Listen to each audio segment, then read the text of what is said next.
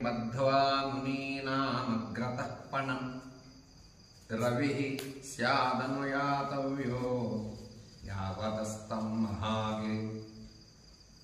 అస్తాద్రి వరకు సూర్యుని అనుసరించి వెళ్ళవలెను అను మేమిద్దరము కైలాస శిఖరము మీద మునుల సమక్షమున పందెము వేసుకుని ఆకాశము మీదకి వెళితిమి.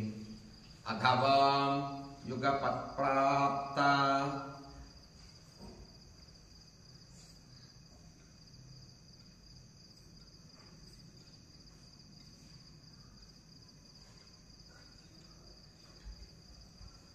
వపశ్యావ